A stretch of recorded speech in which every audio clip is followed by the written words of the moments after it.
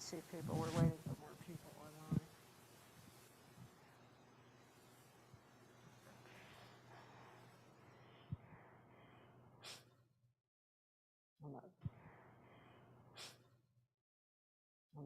I'm 10 feet away from you people.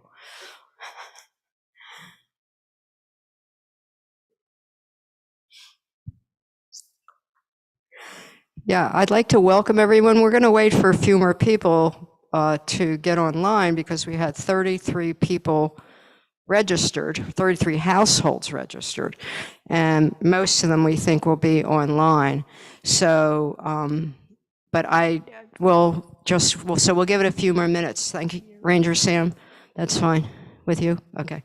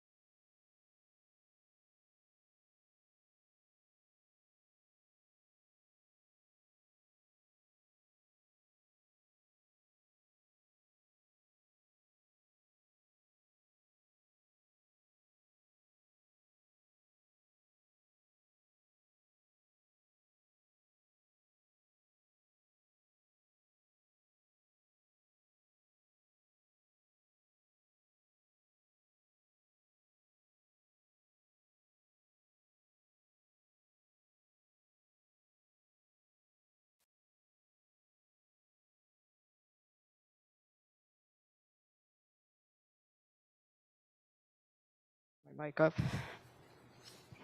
We're going to get started. I'd like to welcome everybody to this thing. I think it's very important for us to know our history in order to make decisions and understand what things happen. This is, of course, modern history and in most of our lives. And I did this so that we would have families understand. Of course, we have a trip on August 14th. We'll be leaving at 8 a.m. in the morning and meeting Rabbi Perman out there, who is going to give us some special words while we're out there that she had written while she was the rabbi in Greensburg. And so it's going to be very special for us. It will be a self-guided tour. You do have to register. There is a fee for the bus. And so we hope we fill the bus. It's a school bus, no bathroom. And then coming back, you're going to bring your own lunch. We'll provide some drinks. And we're going to stop at a park in Murraysville that I helped design, because I know the park, and I could talk them into a free pavilion. So there are bathrooms there. At least in August. Flight 93, to me, is an important field of honor. I actually think it's one of the best designed national monuments, parks that we have. I've been there at least twice, maybe 3 times, I can't remember. And it's just developed as it's gone. Some of us who live near were there when it was pretty raw to begin with. but what they've done with it is very special. So I encourage everybody to go. I'd like to thank Watts, Women of Temple Sinai, for sponsoring this, and the staff and all the help that they gave us to bring this about today, and also for the trip in August. I'd like to, if anybody doesn't know what Temple Sinai Watts is, although looking at my audience, I think everybody does, there are some brochures, and our membership chair happens to be here, so I can talk more about that. Everybody on Zoom, I'd like to welcome you. The way we're going to work is I'm going to introduce Ranger Sam, and then he's going to give his presentation, and then we're going to put you in breakout rooms so that you can discuss your memories, because I know I have memories of that particular day and even afterwards that were unique to me. Ranger Sam was an intern to begin with when I think he was 10, 12, something like that, out there, and now is working out there. He's very passionate, as all the staff, all the rangers and everybody out there and volunteers are very, very passionate. Our tour out there will not be a tour. It will be self-guided. You really don't need anybody. If you want more information, there's lots of information on their website, so you can familiarize yourself or your families or whomever is going out there. Ranger Sam, I'm going to pass this over to you. All right, thank you very much. Yep, everyone, can you hear me all right, Michelle? We're all good? Okay. Well, good morning, everyone, and thank you very much for your interest in the site here. And I will be sharing over this. I'll be starting a presentation here. So, Flight 93 National Memorial is located in just southeast of Pittsburgh. So it's about 2 hours or so from Pittsburgh. I'm excited to hear that you folks are coming out to see the site here in a few weeks. So we at the site here, we honor the 40 passengers and crew of Flight 93. And like Michelle said, I encourage you all to, as I talk here, like I only have a short amount of time here, but I encourage you, if you're interested in one of the passengers and crew, to look more into them and to learn more about it, because each one of them has a very different story, and such an interesting group of people that were aboard Flight 93 that day. But I will say, I start off most of my talks by saying the choices you make today shape your world tomorrow. The choices the passengers and crew aboard Flight 93 made that day not only shaped the way that day played out, but also shaped the modern world. Each one of these people played an important role, but each one of them, they only made those actions because they wanted to get home to their families. But little did they know they would shape the way the 21st century would play out. The events of 9/11 had their roots in a series of events in the late 1990s and early 2000s. The 1993 World Trade Center bombing in New York City, the bombings at the embassies in East Africa, and finally the strike on the USS Cole off the coast of Yemen. All were strikes by Al-Qaeda and the trajectory that would later become known as the Plains Operation. The Plains Operation came from the lessons that those terrorists learned at those other events, and they began creating this plan of a strategic strike on the U.S. homeland. Originally, they would have 10 planes that would strike important targets across the United States. And as they figured more and more logistics out, they decided that they would narrow it down to 4 planes that would strike important targets on the East Coast.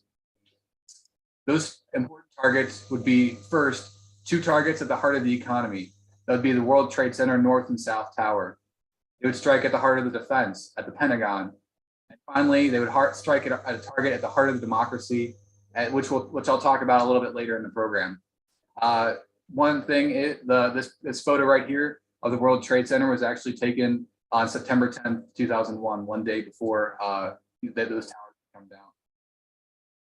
So the hijackers arrived in the late 1990s, began training at a series of flight schools in California and Florida. They would get on small propeller planes. They learned to fly, take off, and land those planes. But they never actually had flown a large commercial plane before. They had flown on simulators, but they were very familiar with the cockpit setups of Boeing 757s and Boeing 767 airplanes. They were targeting planes that were going to be flying cross country. So they wanted to have the maximum amount of fuel to cause the maximum amount of damage. But also they were targeting planes that had the least amount of people. So early morning flights usually had the least amount of people at that point. They began flying on planes cross country in mid 2000s. So they could learn how the flight attendants, what their usual, how they would go up the aisles and how they would deal with the pilots, when the cockpit door would be open, learn the timing of what was happening on those long flights. So they eventually bought their tickets. There'd be two planes flying out of Boston, one plane flying out of New York, and one plane flying out of Dulles Airport in Washington, D.C. This is a picture of Flight 93. On the morning of September 11th, 2001, it was sitting at the terminal at Newark Airport in New Jersey. The crew arrived about 7 a.m. And one of the crew members is Flight Attendant Sandy Bradshaw. Sandy was 38 years old that day September 11th, 2001. She'd been a flight attendant for 11 years. And being a flight attendant was actually one of Sandy's dream jobs. She really enjoyed spending time aboard the planes and getting to know new people and all the things that came with being on those flights. She meet new people, travel the world, and that's actually how she met her husband, Phil. He was a pilot for U.S. Airways at the time. And on that day, he's at home with their kids in Greensboro, North Carolina. At this point in her career, she's really starting to slow down on how much she flies, though, because she wants to spend time with her two toddlers and teenage kids at home. Sandy's mom really talks about how much she really loved life and loved the people around her. But Sandy's a very experienced airline flight attendant at this time. So she's working with her crew, and they're planning on a normal day's flight from Newark to San Francisco. So the plane begins boarding about 7:20. And so this time we'll kind of talk about what it's like, what a Boeing 757 is really like. So it's a very thin plane here. And so at the front of the plane, up here in the front, is the cockpit door. And there's a lavatory up here, and then there's a galley. So and that's where the lead flight attendant, her name is Deborah Welsh. She'll be sitting up there. She's what's called the purser. As a lead flight attendant, she'll take care of all those passengers in first class here. As we move back down through first class here, down a narrow aisle, first class is made up of rows of 2 seats each, down 6 rows. Then you'll come to another area with a curtain. That curtain will be drawn that separates first class from the economy area. Then as you move back down here, flight attendant Lorraine Bay and flight attendant Wanda Anita Green will be seated here in jump seats. And then going down into economy, it's a very thin aisle. You have seats of 3 on each side, and it's a very, very long, thin aisle. You can only go single file down that aisle there. And then the back of the plane is where flight attendant Sandy Bradshaw that we just talked about, and one of her colleagues, CC Ross Lyles, will be seated in the back of the plane, where there's another galley and another lavatory back there as well. Also, in the very back of the plane, the tail of the plane are what's called the black boxes. These orange devices that are not black, they're orange, are 2 different devices that are important to learn about crashed planes. First is a flight data recorder. That will show an animation when plugged into a computer, will show an animation of the exact movements of the plane. And is important for investigators and will be important to FBI investigators to learn more about what happens to Flight 93. Just like I said, that's located in the tail of the plane. The other device located in the tail of the plane is the cockpit voice recorder.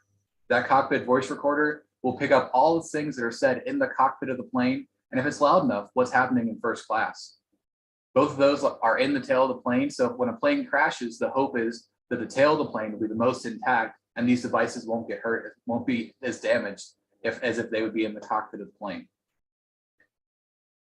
This is a view down the inside of a Boeing 757, and this is actually one of our exhibits here at our visitor center. So when you folks come to visit, you'll hopefully recognize this when you come to visit. This just gives a view of what it's like inside the plane. Oops, wrong direction. So, like I said, Flight 93 is sitting on the tarmac at Newark Airport. They've pushed away from the terminal. But if any of you have ever flown out of a New York airport, you know you're expecting delays along any of those airports. With 3 airports in New York City, there's bound to be delays, and there was delays on that day. Something that the hijackers weren't expecting. Flight 93 will sit on the tarmac until 8:42, and then they'll finally be able to take off. And for 4 minutes, all 4 planes that will strike targets that day will be in the air. But that will change at 8:46 when the first plane strikes the North Tower. Originally believed to be a small propeller plane that just veered off course and hit the tower, all that's changed at 9:03 when the second plane strikes the South Tower on live television. Many of you may have been watching at that time, and it was very shocking for many people at that time. One person aboard Flight 93 that had a very close connection with those towers was Bill Cashman. Bill was an iron worker in New York City, and he actually helped to build the World Trade Center. He was very proud of what he and his crews had done to create one of the most iconic parts of the New York skyline. Not only would Bill go to work and work really hard every night, every day, but instead of going home at night, he would go and teach welding at night schools to new and upcoming iron workers. He was very proud of helping the new generation come up and learn the tools to become effective members of the trade. He also really enjoyed spending time with his family and going into the outdoors. This day, he's traveling to Yosemite National Park with a good friend of his to go hiking and experience one of the great national parks in the country. That good friend of his that he's traveling with is Patrick Joseph Driscoll, or Joe Driscoll. Joe Driscoll had grown up in a poor Irish family in New York City. His dream was to become a firefighter from a very young age, and that all changed when he went through high school. He graduated, he ended up joining the U.S. Navy.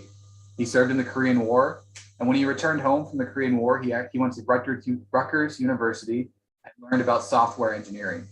He got a job with Bell Communications and would end up retiring from Bell Communications. At this point in his life, he was retired and enjoying his 2 grandsons and going out, but most of all, he enjoyed his long walks every day. He enjoyed walking around the community. That was something that became a staple when people knew about him, was how much he enjoyed physical fitness. Joe really enjoyed hiking, and his wife for 42 years said that, when he got to the top of a mountain, he described it as perfect peace.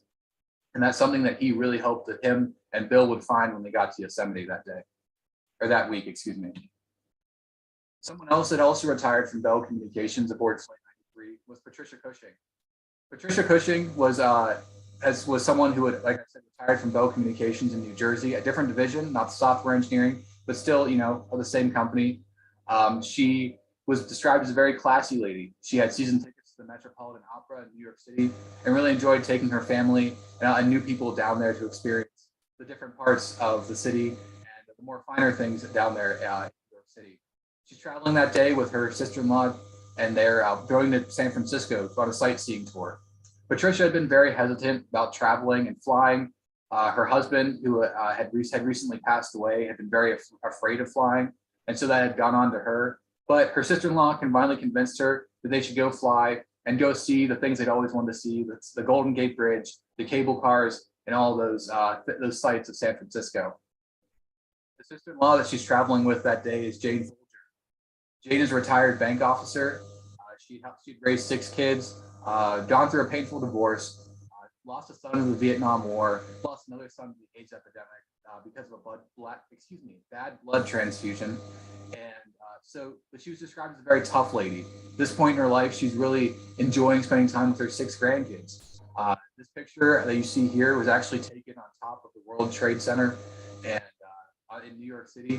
And so she really enjoyed taking her grandkids into the city, showing them around. And one thing they recollect when they think about Jane is that no matter what store they could go in, no matter how expensive it was, she could always find a sale. They said she could just smell them out, and she was just very good at finding that area in the store. So, but each one of these folks aboard Flight 93 all has a different personality. You have people from all different walks of life. You have Marion Britton and Waleska Martinez here, who are census workers traveling out to California for a conference. You have Mark Rothenberg, a Jewish-born businessman traveling out to California for business. You have the 2 Petersons here, Donald and Jean Peterson, the only married couple aboard the plane, also traveling out to Yosemite National Park to meet some family. You have a wide variety. You have flight attendant Wanda Anita Green up here, whose dream was to be a real estate agent, but this is one of the first African-American flight attendants in United Airlines. Each one of these folks, many different stories, many different personalities, but all aboard Flight 93 that day with a series of choices here coming up that will shape the way this day will play out. So at this point, the North and South Towers are both burning in New York City. Flight 93 is traveling across Pennsylvania. United Airlines at this point knows that there's hijackings going on. And so United Airlines controller Ed Bellinger will send out a series of warnings to pilots in the cockpits and say, beware of cockpit intrusion.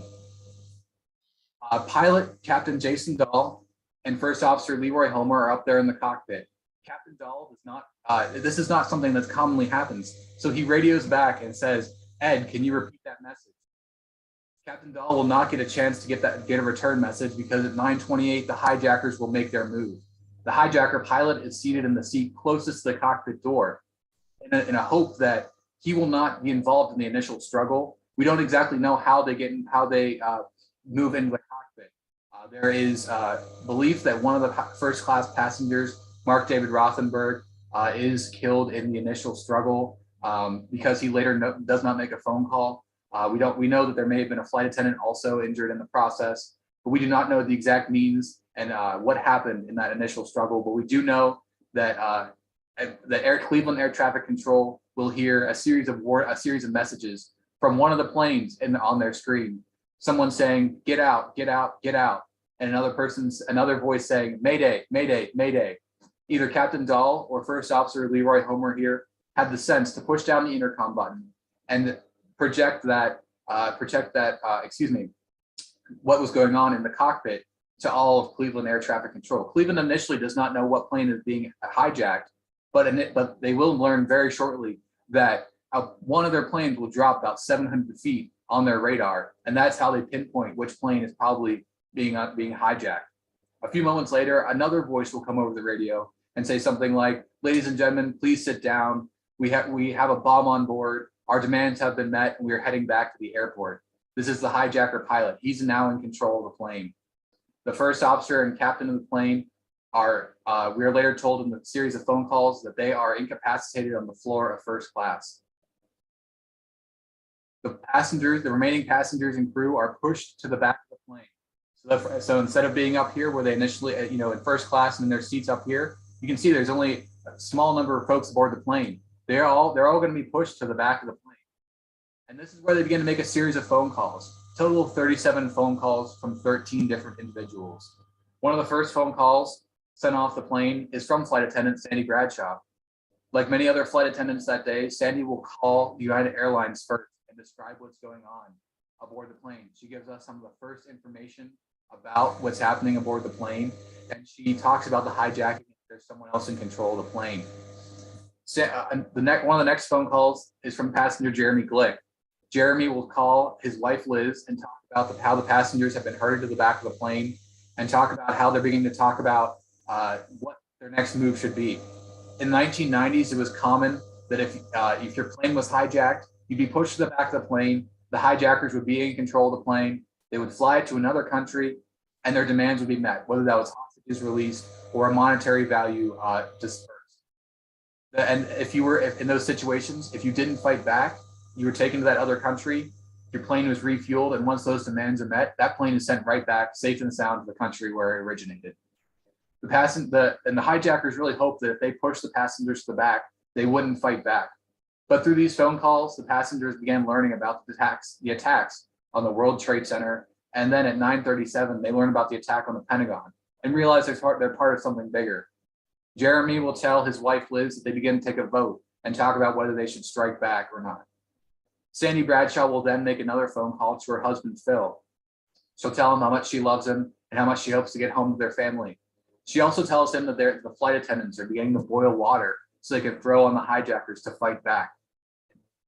We learned that we've learned through phone calls and different recordings and stories from families that each one of these folks played an important role in what happened aboard Flight 93.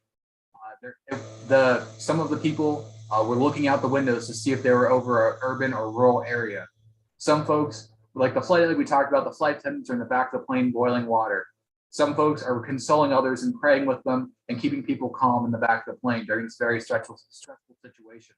And there's others, they're planning to fight back. We don't know who's in what categories, but we do know that there is eventually, we learned from Jeremy's call, they vote on whether they should fight back. And eventually they do decide they are going to fight back. So that fight back begins about 9:57. The passengers begin to charge towards the front of the plane.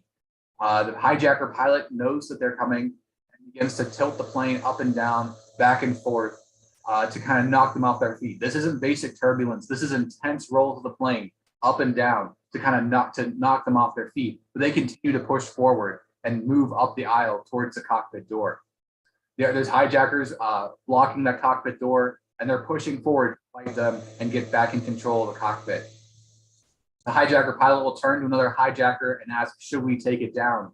To which the other hijacker will say, no, wait until they get closer.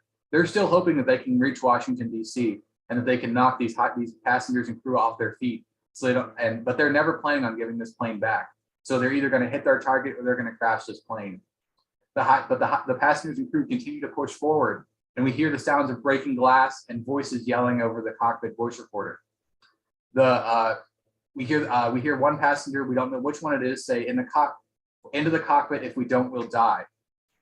There's some theories that they may have used the beverage cart to get up in there, but we have no conclusive evidence of what they got, how far they got forward into the cockpit, or if they even got into the cockpit at all. But we do know that at 10:03, Flight 93 will be almost completely inverted. The hijacker pilot will turn off the autopilot that's been keeping the plane relatively level. The plane will be almost completely inverted when it comes over the hill now, where our current visitor center is, traveling about 563 miles an hour. It's almost complete inversion. The forces that usually keep a plane up force this plane almost completely down, and it will come down at about a 40-degree angle to where the site is now. The part of the plane will explode forward out into the hemlock trees, and the rear end of the plane will drive itself down into the ground about 30 feet. A large black smoke cloud will go up into the air, famously pictured here. That smoke cloud will contain much of the light debris aboard Flight 93. That's insulation, that's seat back covers, that includes the mail that was used to ballast the plane that day. And that mail, all that light stuff will be caught in that column, and then the wind will push that debris and rain it over the hills for almost 5 miles in the windward direction. First responders will arrive very shortly to the site. They expect to find large pieces of plane and people to rescue. The Shanksville Volunteer Fire Department will arrive, and instead they will find a large smoking crater and some small fires in the hemlock trees.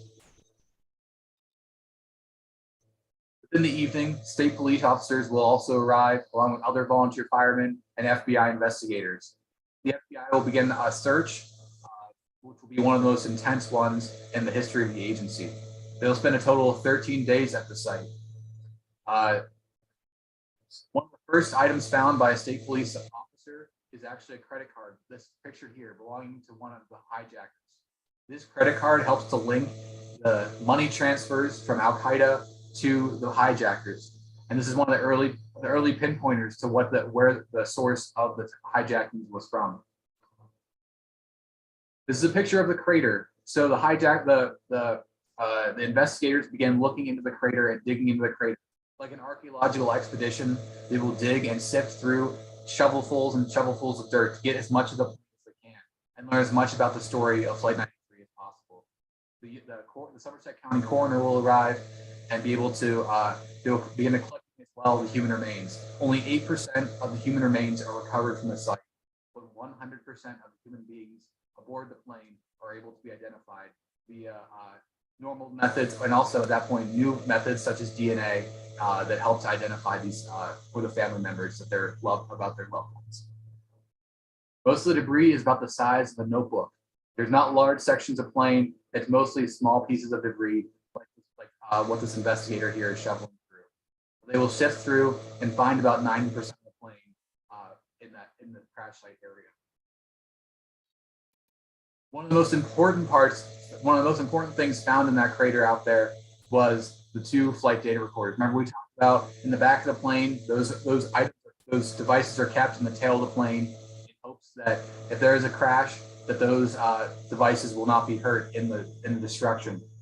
One of those devices is found at 15 feet in the crater, while another is found at 30 feet.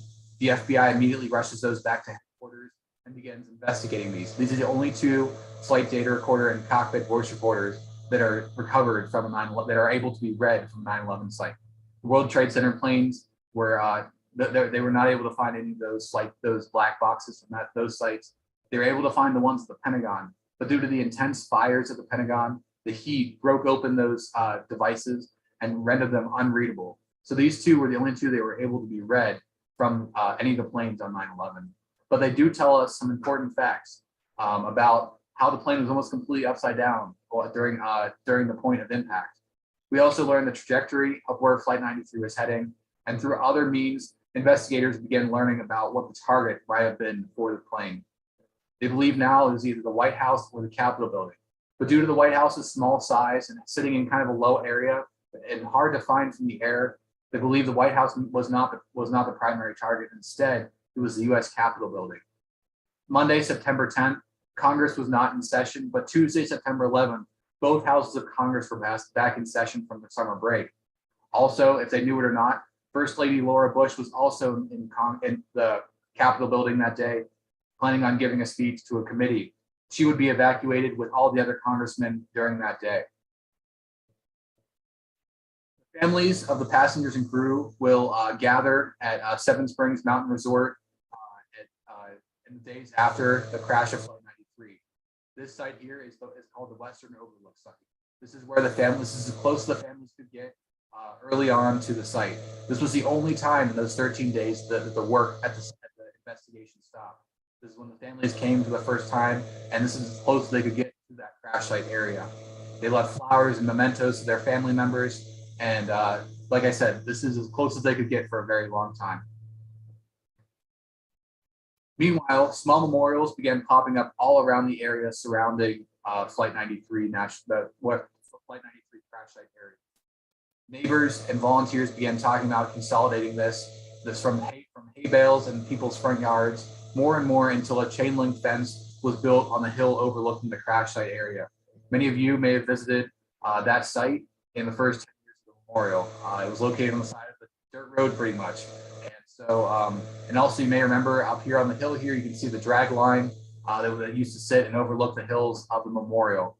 That drag line was dismantled when the permanent memorial was built, but the bucket of that drag line actually was melted down and now is in the bow of the USS Somerset that still is in operation today. Our volunteers, which are local people, we call them ambassadors. They are some of the most important part of telling the story here. They're local people, some of them whose land borders the National Memorial here and who had debris in their yard. They are first responders who were here on the site. Or there are people who are so inspired by the story, they visit here every week to tell the story to visitors and to keep telling it to new generations. And they're some of the most important part of our operations here at Flight 93 National Memorial. In 2002, President George W. Bush signed the site into being a national memorial. And, so that is how we are under the designation of being under the National Park Service. So this is our site. And during the process of planning a permanent memorial, design competition was held. Over 1,100 entries from all over the world came in, and Paul Murdoch and Associates was chosen by a board of 2/3 family members with their design for a 3-phase construction project. Phase 1 would be the Memorial Plaza area. This was opened in 2011. The boulder out here marks the impact crater area. The hemlock trees beyond out here is the Hemlock Grove, where much of that debris was found hanging in the trees along with human remains. That's why it's some of the most sacred part. It's the most sacred part of the park. And then you have right here, the white wall is the wall of names with the 40 passengers and crew's names inscribed upon it. The gate here is closed the entire year except for on September 11th, when families and invited dignitaries will walk through that gate and walk out to the boulder for a private ceremony. The public can come out here and read the 40 names. And we encourage folks to come out here and see the crash site area and learn about the 40 passengers and crew. As I said, this site opened in 2011 for the 10th observance. In 2015, the visitor center opened with a museum and artifacts of Flight 93 and from the other sites as well. This photo is taken on the flight path area. So as you walk in the visitor center, anywhere you see the black granite in this pattern on the ground, it means that you are on the flight path of Flight 93. At this point, when you walk down here and you would look up, Flight 93 would be flying over your head according to the timelines here printed on the ground. So you can see The Pentagon is printed, so you'll see the timeline of each of the sites as you walk down the flight path. And then you get to those walls, and it forces you to look up and think about Flight 93 would be flying over your head at that time. Here's a picture of our visitor center. So when you walk through those white walls and turn to your left, the visitor center will be in there with our museum and bookstore. Finally, our Tower of Voices opened in 2018, phase 3 of the construction project. This is the world's largest wind chime. It's 93 feet tall with 40 wind chimes in it. It's designed as an entry landmark as you come into the park. It welcomes folks and gets them in to remember 9/11, or as they leave the park, to remember what they've learned in the park. Inside are 40 wind chimes, as I said. Each of them are tuned differently to remind us of the 40 passengers aboard Flight 93. Each one of them has a different voice, just like each of those chimes has a different voice. They have a two-part melody there through harmony and through dissonance. The harmony is those chimes working together, creating a bit of a melody in the way they're tuned, but also the dissonance. The wind that blows in different ways causes those chimes to kind of have a bit of chaos to them, which is like reminds us of the chaos on Flight 93 and on 9/11. The passengers and crew are remembered every day here at the park, but they're also remembered around the world as well. At Sandy Bradshaw's high school, they have a scholarship in her name, and in 2004, they named the field house after her at their local high school. At that night school where Bill Cashman taught welding to the up-and-coming iron workers, they have a scholarship in his name, but they also have a memorial outside talking about his dedication to the field and his deep love and his sacrifice aboard Flight 93. Every year in Joe Driscoll's community, they host a 5K charity walk where they raise money for local charities, and they remember his love for walking and physical fitness. And finally, at Patricia Cushing and Jane Folger's hometown, they planted memorial trees at the baseball field where the grandsons and sons coach and play baseball. As I said, each one of the 40 passengers and crew are remembered in different ways by their loved ones, but each day are remembered and taught about here at Flight 93 National Memorial. And as I said at the beginning of the presentation, I encourage each of you to, if you know, find someone that stands out to you, or you want to learn more about the passengers. I encourage you to look into the literature, look on our website, and when you're here, look into the databases and find more about the passengers. Each one of them has a very different story, and you can learn a lot from them. And I learn new things every day about each of the passengers. So I encourage you all to learn more about each of them as well. I'll close out today's program with a quote that was said over another field in Pennsylvania, November of 1863, by President Abraham Lincoln. He said, "The world will little note nor long remember what we say here, but it will never forget what they did here." I appreciate you folks listening to my little presentation here. And if you have any questions, I would be happy to answer them for you.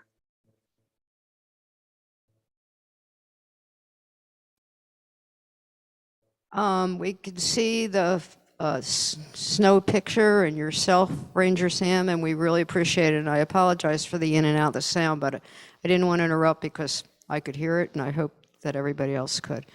Does anybody here have a question? Let me give you the mic. Thank you for your presentation. I've been at the memorial several times, and it's very moving. It's beautiful. You mentioned that one of the people in the cockpit was one of the hijackers. Is that true? I mean, how did they get into the cockpit at the beginning of the flight? So the hijacker pilot he was seated in the first class seat closest to the cockpit. Yep. And so when the other hijackers would made their move and pushed into the cockpit, he would stand up. And so if he got hurt, he was only one of the 4 hijackers who could fly the plane. So the other 3 hijackers went into the cockpit, incapacitated the pilot and the first officer, and then he would go in and take control of the plane. Yeah, I think people forget that the cockpit being locked as it is now was not happening at that point. It could be open from the inside, just somebody knocking. Is that correct? Yes, and actually with almost 150 pounds of force, you could almost shoulder your way into the cockpit area. If anybody on Zoom has a question, just put it in the chat and I'll read it. Is there anybody else here today that has any more questions? Okay. Sunshine, could you bring up whoever's on Zoom on one of the screens, so we can see who they are and see how many? I would think it was a wonderful experience today, listening. It's very sad and very upsets me. But I think that the people who were there were brave and amazing. And is there anybody else has any questions on chat? I don't see any.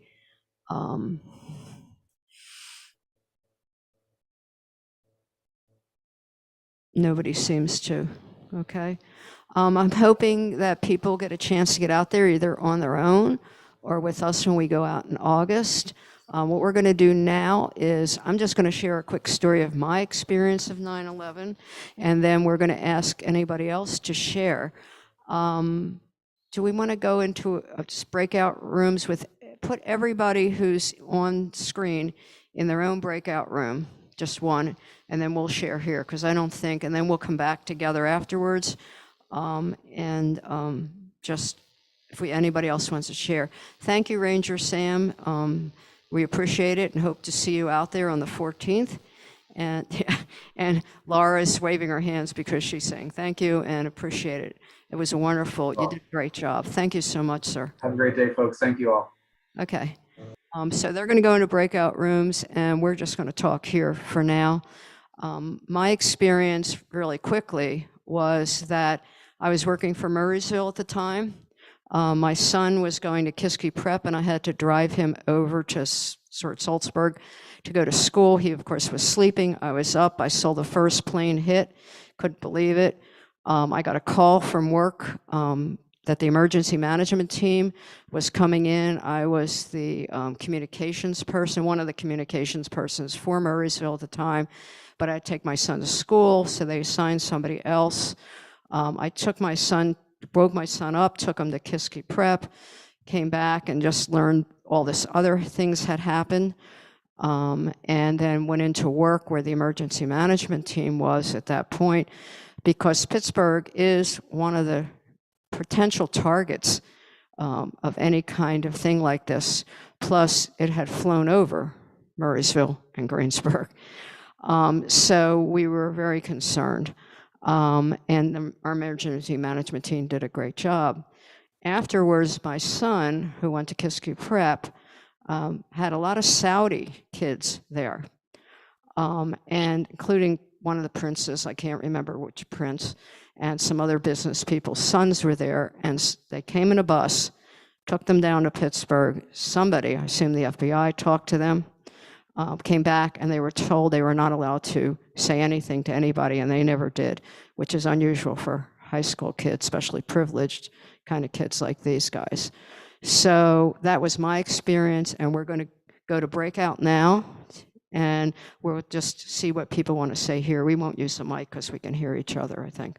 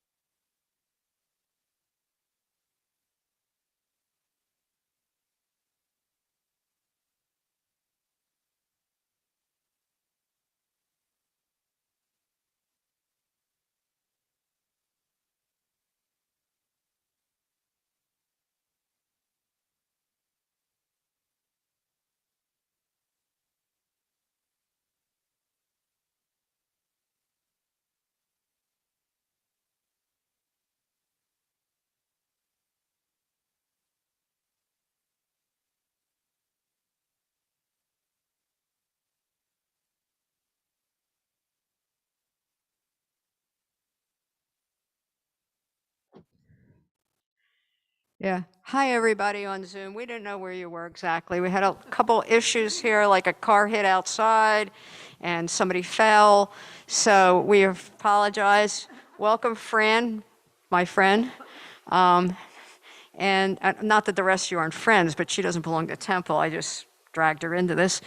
And Janice and Marvin, whoever you are, and Laura and Judy, of course. I hope you enjoyed the presentation. Sorry a little bit for the, I'll turn this way. Sorry a little bit for the in and out, but I decided not to interrupt because we could basically hear. And hopefully you'll all be able to join us. We're going to have a special presentation by Rabbi Perman out at the site. So that is exciting, and we'll be going to a park for lunch that I helped design. That's exciting. So, just saying. And I will tell you the story of how I killed all the fish and hid them. So, because, you know, I get into a lot of trouble. Well, somebody can bring cookies, but you'd have to start baking again for lots and lots. Okay. Sarah's going to promise cookies. You're going to bring your own lunch, and the temple will provide drinks. And thank you, Sunshine, for all the triple duty that you've done today, including, and Anita is gone? No, Anita's still there. We love you, Anita. We'll check on you, and we won't leave till you have some help. Okay. Thank you, everybody. And thank you. I hope you had a good time sharing your stories, and take care. Thank you, Michelle.